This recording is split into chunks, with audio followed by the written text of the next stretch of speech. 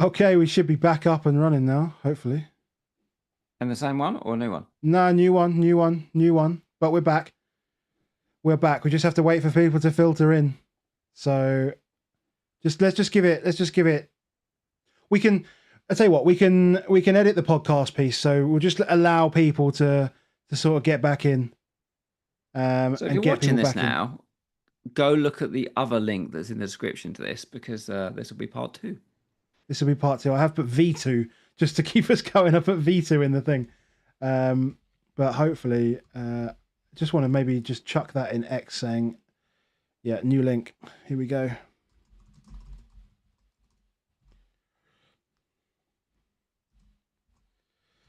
Uh,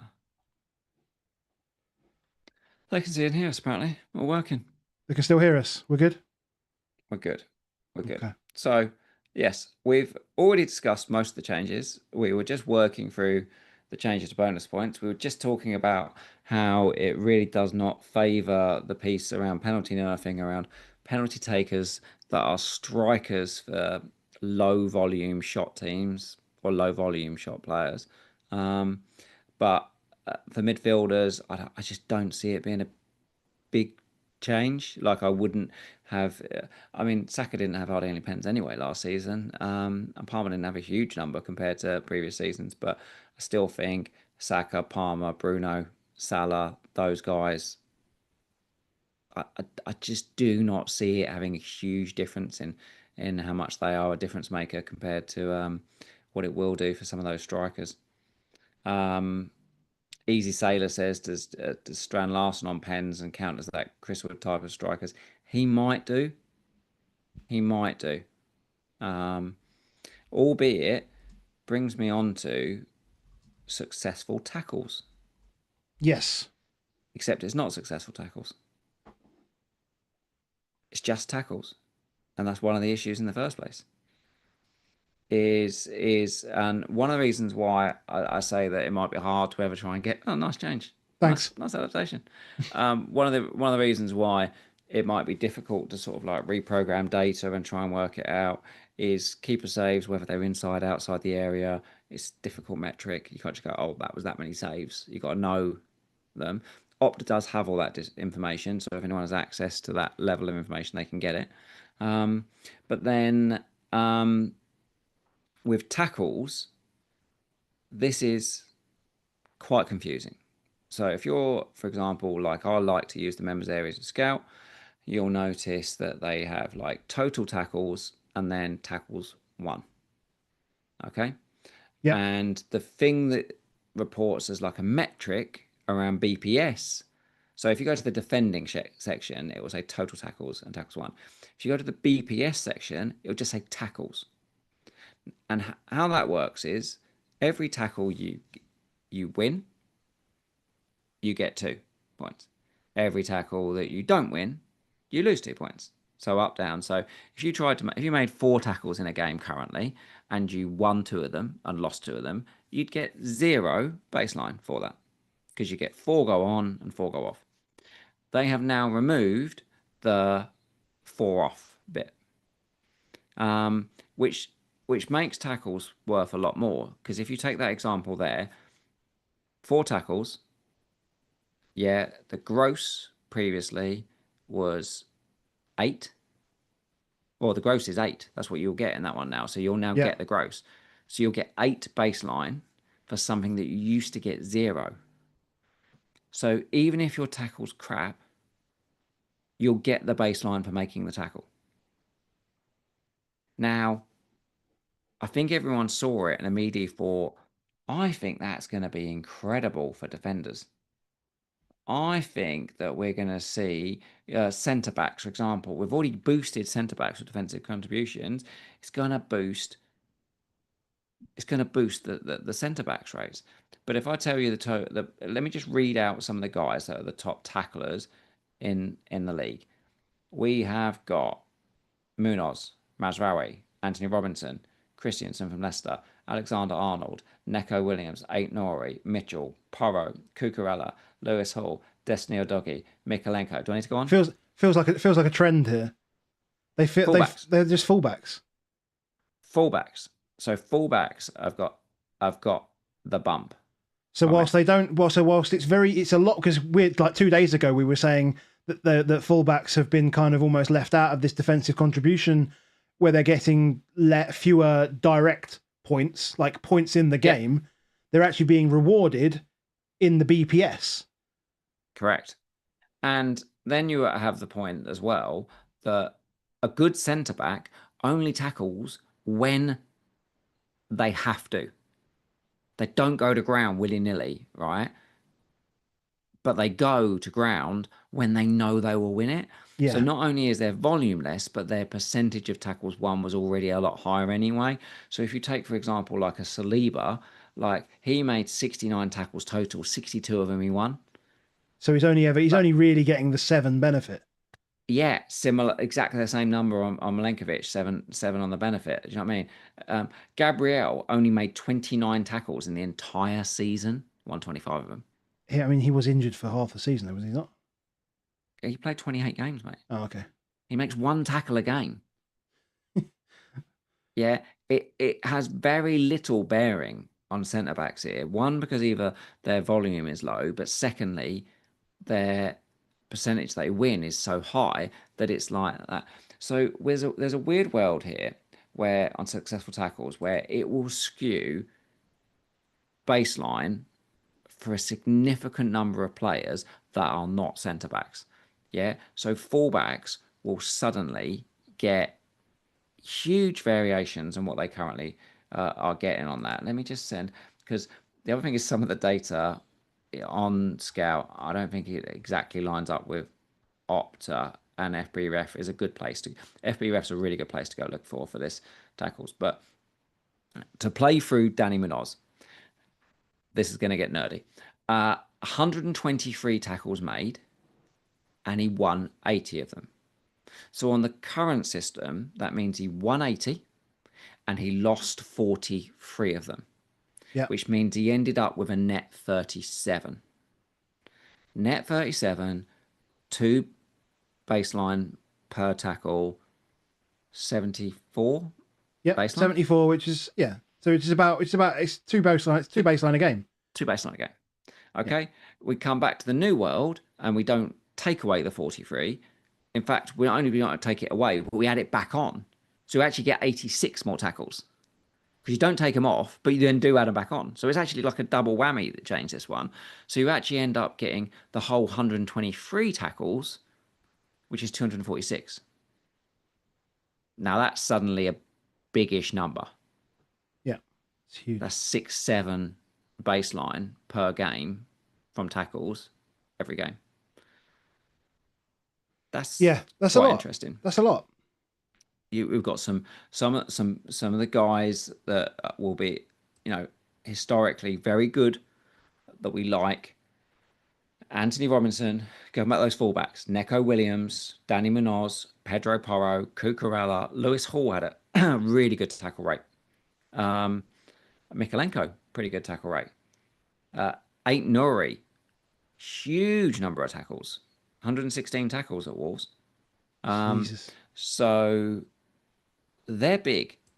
And so you think, oh, fullbacks now. Fullbacks are going to take it all. But then you think, well, hold on. We did that pod the other night and we talked about midfielders tackle a lot. Midfielders do tackle a lot. And midfielders are not as good at tackling as defenders. By nature, they're not as good at it. So actually, midfielders were getting much more minus than some of the others. Like Enzo Fernandez is a terrible tackler of a ball. He made 118 tackles last season, but his net was 12.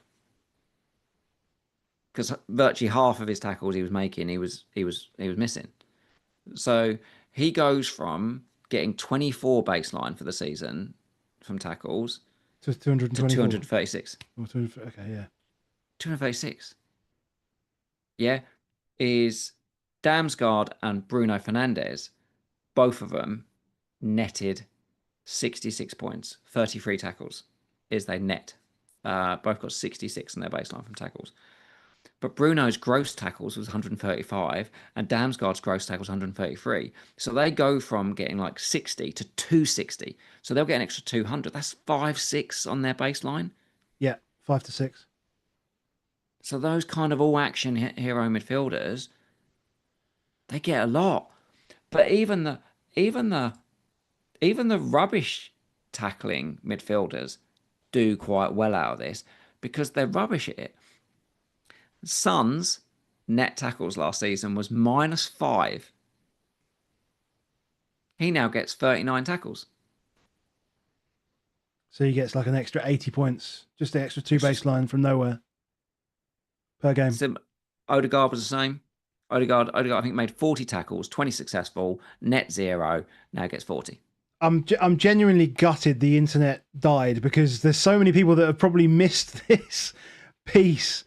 But it is the way it is, and people can come back. Bowser's going to mess around on it. People mentioned about Strand Larsen earlier. Strand Larsen's actually quite a good defensive forward. He made 33 tackles last season, and he only succeeded with 10 of them because he just does that. You know, they do that like, I'm going to try and tackle you as you're clearing the ball type tackle. Yeah, They'll get every time someone slides in on someone as they hoof it down the field, you get 2 bonus, 2 baseline. that's incredible. Like that tackles thing is going to be proper weird to try and work out what on earth is going on. Curtis Trout says, João Gomez, I see you. Yeah, I'm going to keep talking about him. If he comes in at 4.5, João Gomez is one, an exceptional player, two, has a bloody good eye for goal, and three, defensive contributions through the roof and baseline through the roof. He'll get 4 points every game, and when he scores, he'll get some more, and he'll get all the bonus. It's that tackles bit is weird.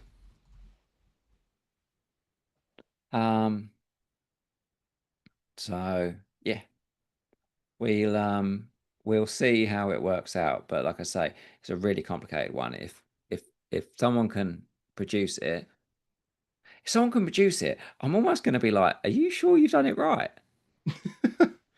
Because but we're not affiliated with Scout, but Scout yesterday were like, "Hey, all you need to do is go to the members area and check tackles one," and you're like, "No, you don't. That's not how it works." It was just tackles. Or Friday they were doing that. But yeah, it's definitely Do you want me to there's ask definitely Pete? some intricacies. Do you want me to ask Pete? We need to ask Pete. We, ask Pete. We need to But ask this is Pete. again, this is changes that are only important if you're absolute sickos like us, and we are sickos. I agree. Other than that, you're like, well, he's a good player. I'll pick him. It'll Yeah, work out more often than it doesn't. But yeah, as I say, again, it's picking the players that it's really kind of picking the players that were already good and were already going to be big, and just seeing what the boost is to them. I mean, like you said Friday, Bruno Fernandes best player in the game. I feel like that hasn't actually changed your opinion. In fact, it's just strengthened it. Yeah, strengthened it. Like if United are a top 10 team, which most people do expect them to improve. And I thought it was hilarious. We immediately got a message out yesterday, and people said, "Oh, he was playing deep yesterday." Perfect, more tackles. One more tackles, but we know when Bruno plays deep, what you're looking for, Bruno Fernandes, is moments.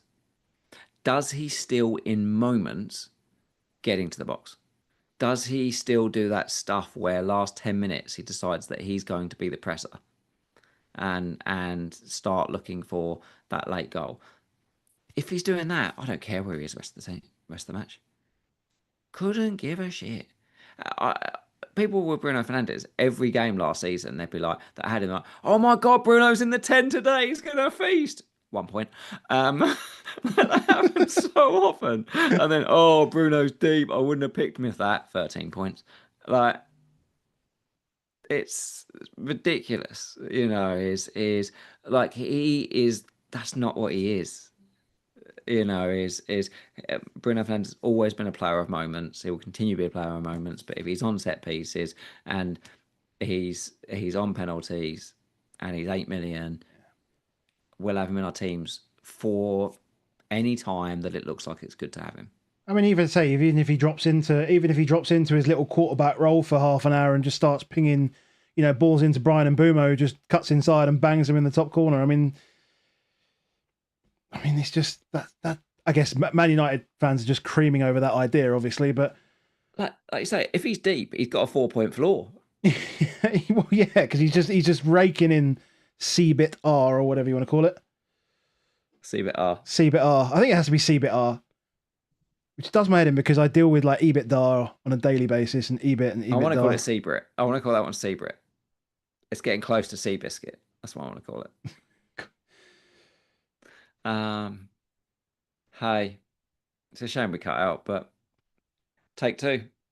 Take two. And And we can clip the good bits. Anybody that enjoyed the second part of this and stayed around for it, can you please go and drop a comment in the first video saying, go check out the second one? Yeah, that would really be useful. help us. That would be useful. And if we do it long enough, if we get enough people watching, we might be able to fix the internet in Scotland. You never ever know. We might be able to get there. We need to get there. Oh, mate. Well, see you tomorrow. Mate, we haven't even talked about Afcon yet. Oh God, we've got Afcon. We literally haven't talked about Afcon, and we've got Verts. We know we've talked about Verts, but we should have shown them earlier. But the Verts images from Solio Analytics as well. We've got those. Oh well, we've done Verts already. We've done Verts already, I suppose. Yeah. Everyone else will do that. If you haven't, check out Rob T's graphic on Verts. Suggests he's probably, even without set pieces, looking at about 0.3 goals per expected, which would put him, and then the same on the assists, which puts him around 5th out of all midfielders last season. Yes.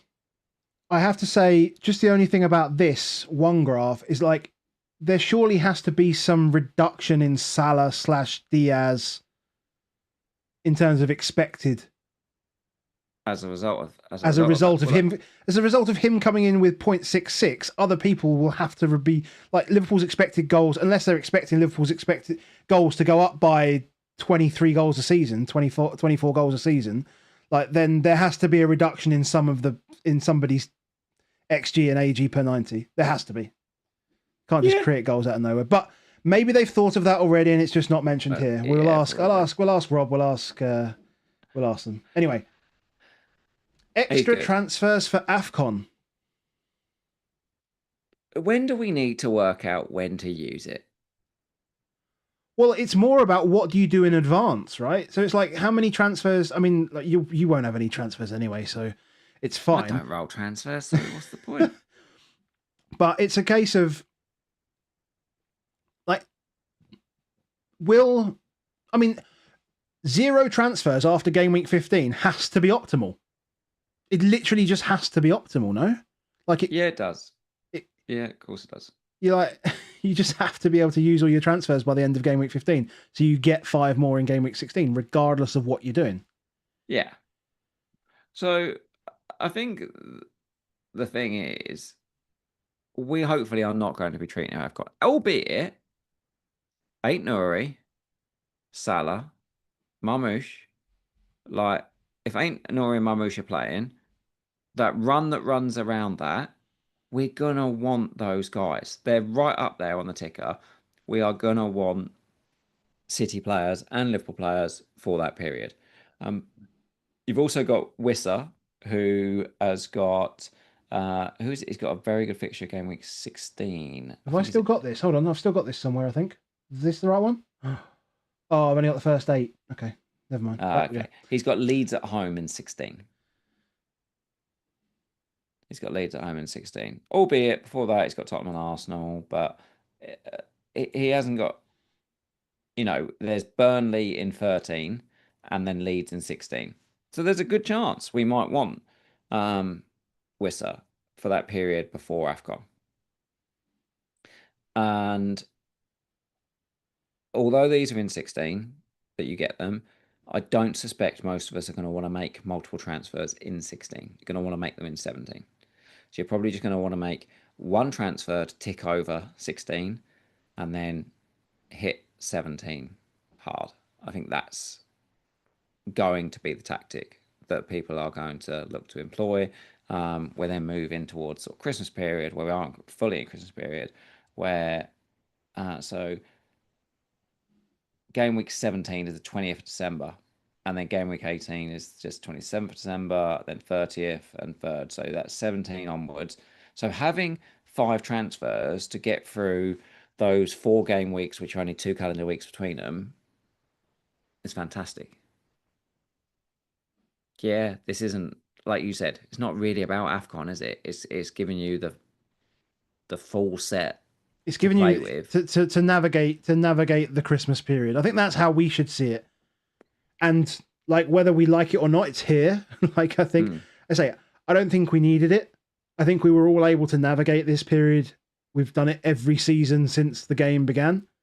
But I you can know, see us having up to 4 players, but we wouldn't. Those 4 players would not have been.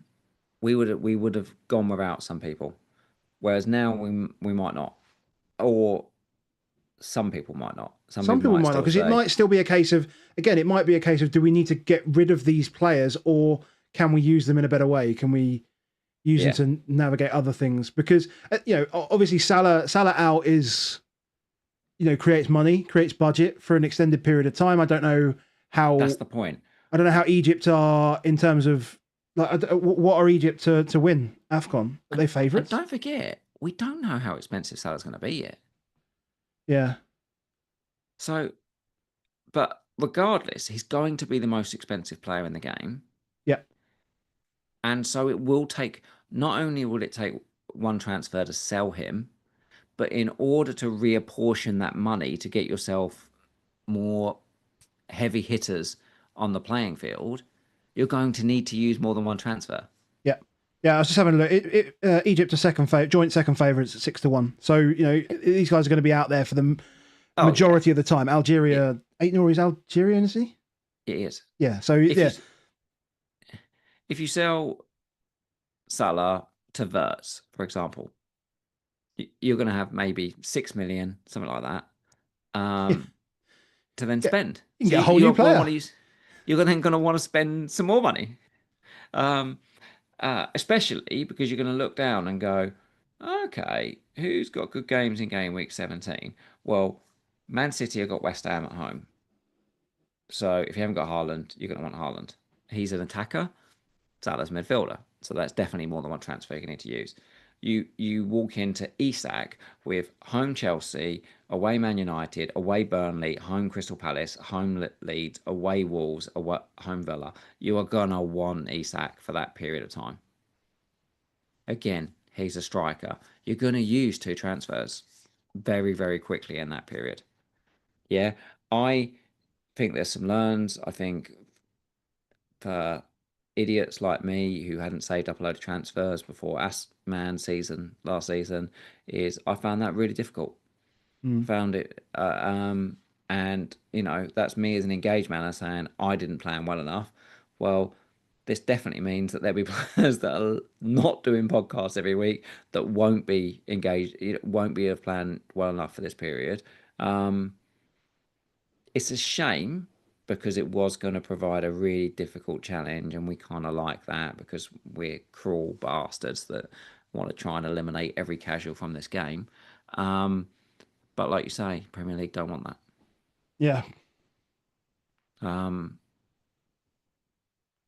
we'll work it through. Brentford have got a good run, but obviously they'll be without at that period of time. But they'll be without Wissa. Palace have got a good run. Liverpool have got a great run, so you're going to want to reinvest in some guys from then. Um, I think we'll work it out. I'll say we'll work it out when we get there. But the plan is you've got to then make sure you just use them all by that period of time. So that thing of I'm going to get to 5 and keep having 5 and keep having 5 and keep having 5. I don't know. I don't know. It might produce some chip variation because if you think that you're going to be, if you're quite a patient manager, if you think you're going to have those, then you might not want a bench boost in game week 1 now. Like we've all talked about on Friday, bench boost game week 1 is how we're going to be. This might open up other avenues where you're like, well, actually, I've got to use all my transfers before game week 16. So maybe I use them targeting a week where I think there's quite a lot of opportunity.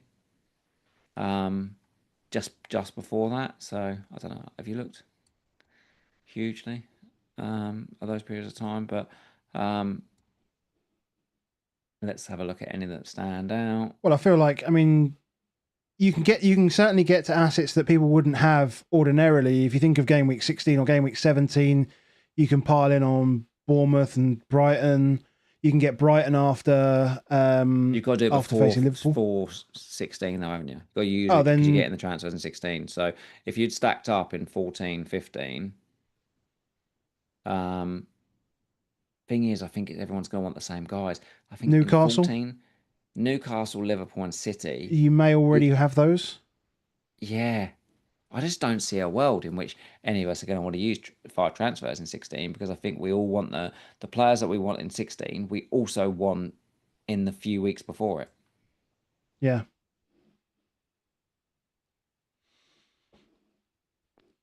Trying to think. So I'm still thinking bench boost 1 and spaff my transfers all the way through to 16. Yeah, I mean, you could. Yeah.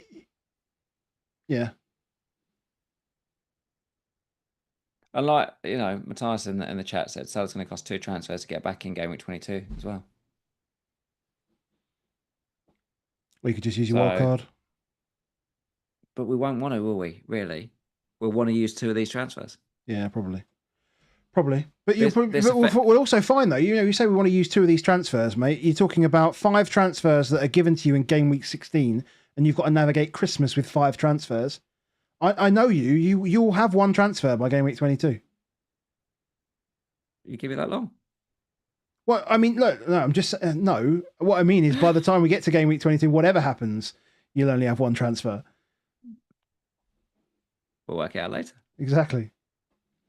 Do the transfers? So David Mark says, do the transfers get added to your transfer balance? So if you have no transfers, you'll get 5. You'll get 5. You'll get the one in the week plus 4 extra. If you have 2 transfers, you'll get 3 extra. If you have 3 transfers, you get 2 extra. Basically, you just get 5 transfers in game week 16. That is what. Yeah. You will wake up on the morning after the deadline passes in game week 16, and you will have 5 transfers for game week 15 deadline passes. And then as soon as the game refreshes, you'll have 5 transfers in game week 16, whatever you had before. Yeah, those are the really important points. You're not getting 5 transfers. Everyone's going to say you're getting 5 transfers, but you're not. It's that everyone will work. Everyone, once the game refreshes after game week 15, everyone's free transfer limit will be 5. Yeah, that's what they will have. And you need to use at least 1 in game week 16, or you can burn it if that's how you fancy. But your players won't go to Afcon until game week 17. Okay, so if you move Salah out in game week 16 because you think I've got these Afcon transfers, then that might be an issue because we'll see who people are paying attention to because the official account will probably tweet something like 5 transfers in here now for you to move your Afcon players out, and people will make the move, and then they'll realise they play him. Start moving it out before he plays home to Brighton. Gets a hat trick, and everyone fuming. Yeah, that's what we want. People take Wissa out when he's home to Leeds. Yeah, you're gone, mate.